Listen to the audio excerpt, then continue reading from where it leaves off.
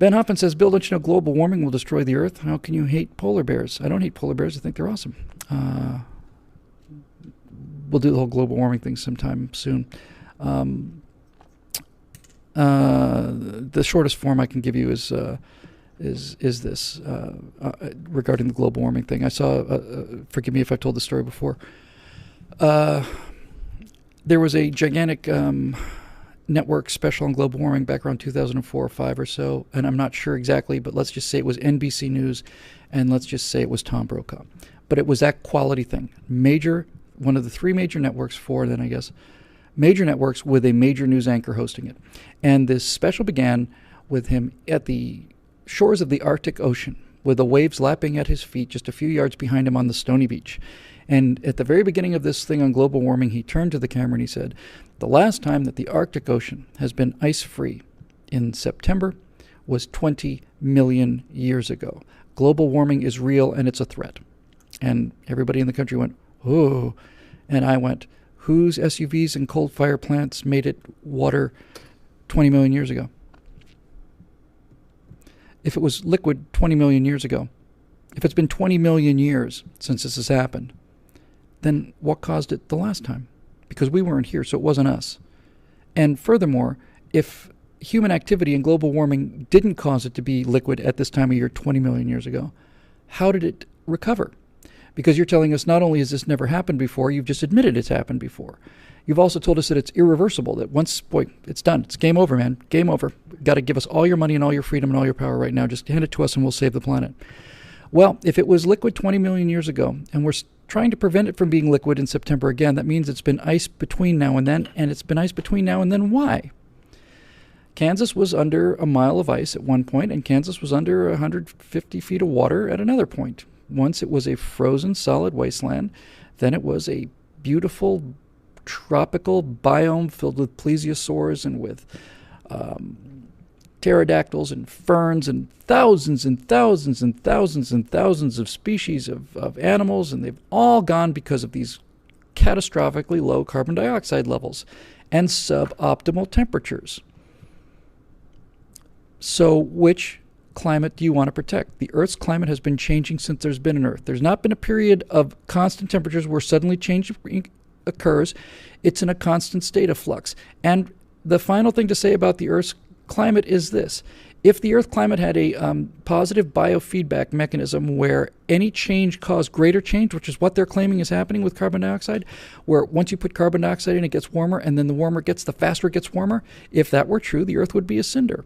And likewise, it would be a snowball. The Earth obviously has negative feedback mechanisms, powerful ones at work, because the Earth has maintained more or less the same temperature for 4.5 billion years. But during that 4.5 billion years, carbon dioxide levels have been 3 times higher than they are now. They've been considerably lower than they are now. It's been much hotter, much colder. Sea levels been higher and lower. But the Earth has been habitable the whole time, although it did get too cold. There is a world where the Earth gets too cold and there's too little carbon. That's a danger. But basically, the point I'm trying to make is this guy went out there to tell you this sad tale of woe because the Earth was like this 20 million years ago, and apparently nobody else in the entire country said, well, who caused it 20 million years ago? Nobody did. It did it on its own.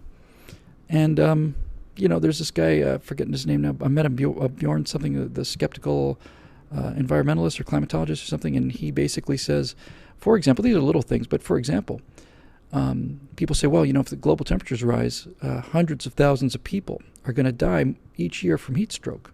Hundreds of thousands of people more are going to die every year because of heat stroke. That's true. But millions of people who would have died otherwise will live because they won't freeze to death. More people die of freezing to death than they die of heat stroke. So the warmer the Earth gets, the number of lives actually saved, but they never mention that. Sea levels have risen about a foot in the last 100 years. They say it might raise another foot or two in the next 150 years. Look, if we were to avoid drowning by taking a foot inland in the last 100 years when we had wooden wagon wheels and horses for horsepower, shouldn't be too tough for us to do this in the future with nuclear power and hydraulics and computers and all the rest of it. So the Earth is constantly changing. It changes all the time. It changes slowly, fortunately. And if they were making the case that this was something that had never happened in history, I would pay attention. That's the case they made originally, and I paid attention. When they stopped calling it global warming and started calling it climate change, they lost the argument because climate's always been changing. That's when I knew they were lying. When they no longer were saying man-made global warming, when that went out the window, because it wasn't warming anymore. It's been 17, 18, 19 years without any significant warming. Once they stopped calling it warming because they weren't seeing warming, that was when they lost the argument.